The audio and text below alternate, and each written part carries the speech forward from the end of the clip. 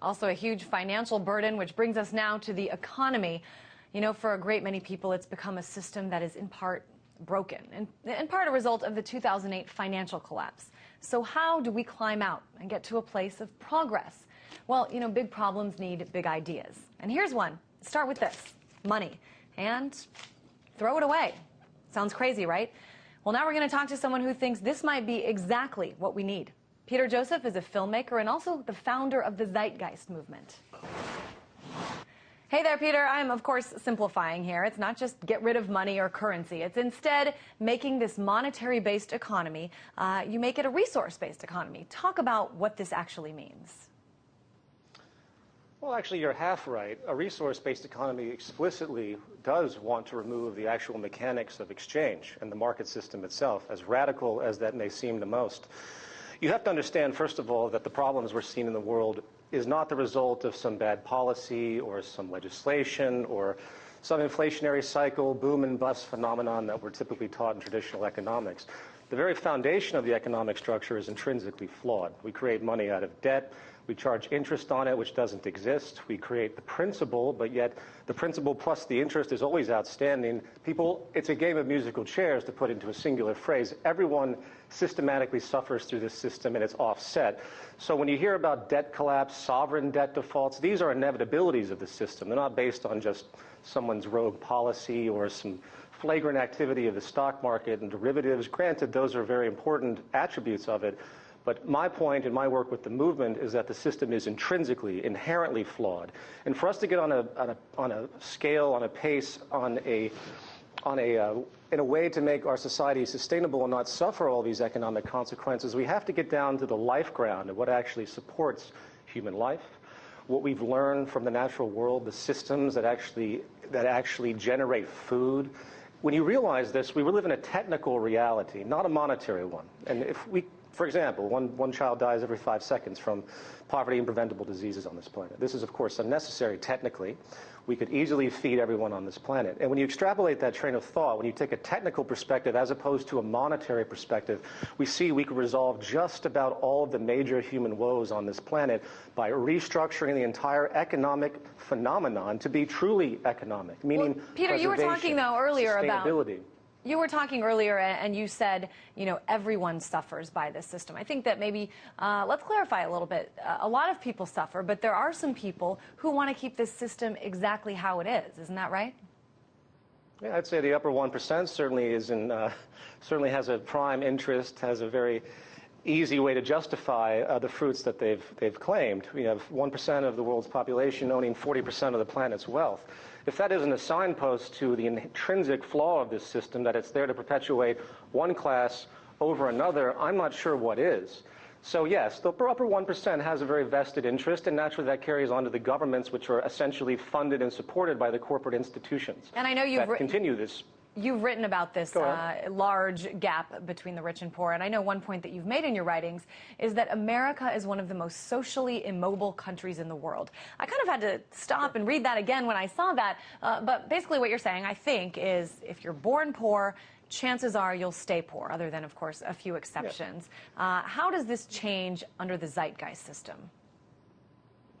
Well, it's not the Zeitgeist system. This work builds upon research by the name of Jacques Fresco, which builds upon researchers from the past 150 years, people that have continually thought about a different economic model, not based on monetary exchange and all of the intrinsic problems that come out of that.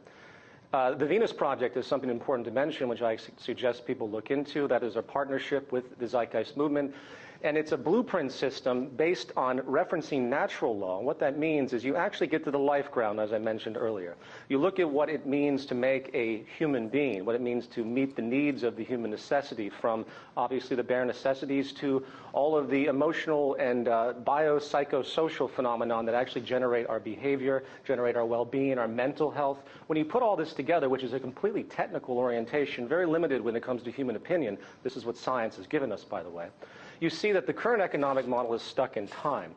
It's not actually representing what meets human needs. And the more you step back and look at how we could technically provide for the human population, eliminate war, eliminate famine, eliminate poverty, eliminate 95% of most crime, which, by the way, is monetary related, you begin to see that an entirely new approach can be taken. It's very difficult for me to describe that to you in a very short little segment, but a resource-based economy is based upon resource management intrinsically.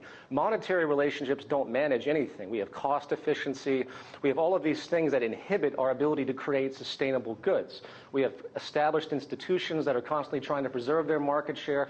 It's essentially a mafia orientation. It's one group against another. Everyone's battling, and we have this illusion that somehow it's for the betterment of us, that we have this self-interest, and it isn't. It hasn't, and it's provably not if you look through history and what we're actually doing to ourselves. And we're on a train wreck to a complete environmental disaster and a social disaster. Peter, I want to interrupt you real quick. I can just hear the bad election commercials in my head. You know, if this movement gains momentum, the people who the system does benefit are going to come back, and this is what they're going to say. They're going to say, he wants to bring us back to, you know, he wants to make us a communist society. What do you say to that? Of course, yeah. Well, that's all they know. Well, that's all they know. That's their entire frame of reference. You see, the propaganda of the West and the free market, or the free-for-all market, as I call it, is to constantly orient back to these old structures that were based on autocratic dictatorship with no real communist attribute to it all. A true communist idea is a family, you know, something I think we all can relate to. We are about intelligent resource management, learning about how to take care of ourselves technically, and creating a ground-up system that does that. And the only way you can do that is by the elimination of this supposed self-interest intrinsic attribute of our system that we think is natural. Obviously, we all have self-interest, but self-interest must become social interest if we expect to survive as a species, very simply. I think one of the questions one of the questions people would have is, under this system, what's the incentive? What's the incentive to contribute more, to try harder, if in the end we're all going to be equals? Well, first of all, no one's just equal in an arbitrary sense. That's a loaded kind of concept. Equal in the ability to get the necessities of life, to get out of the materialism that we have that fuels this conspicuous consumption that's destroying the planet. These values will change. So the incentive will be people actually understanding that when they contribute to society, when they do something real, not work in advertising or the stock market, when they do something and they're educated to actually contribute to society, that's for their own self-betterment themselves. So if I was an inventor, I would invent something not to make money off of it. That's a very sick, distorted idea. I would invent something to better the world, knowing that that would come back to me in my own betterment. So it's a completely different value structure, and the best thing I can relate to you is the idea of a family, the idea of what it means to live in a family, and the respect that's mutual in a family where you're not tipping your mother every time she brings you something at the table. It's an entirely new value system orientation, and unfortunately, we have to undo the tremendous psychological distortion that's been created after, well, more or less centuries of this despotic system that is failing right in front of us, and will lead to simply more war, more poverty. So I don't really have to defend it by the fact that all you have to do is watch what's happening right now and what's going to continue to happen if you follow the trends. And just real quick, if you do look around what's happening, especially right now, this is not, I know that your idea and your movement has followers all around the world. More than 200 countries have chapters. Talk about why this is not just a national idea, but kind of an international one. Oh, absolutely. Well, sovereignty is essentially a mirror of a corporate concept. It's a self-preserving idea. The world's going to have to learn to work together. I'm sorry to say to all the politicians out there, jingoistic, patriotic. In the words of Albert Einstein, patriotism is a disease. It's one world, it's a single round planet, and it's time we recognize it as such. We have to manage the world in this way, too, so there's a firm technical reality. It's not just philosophical. So the Zeitgeist movement is about bridging the difference between all races, all nationalities, all religions, everything that divides us, because we all have to come back to the basic necessities of life. And we can't even get that right within the monetary system. The suffering is unacceptable and not necessary. So it's a global movement firmly.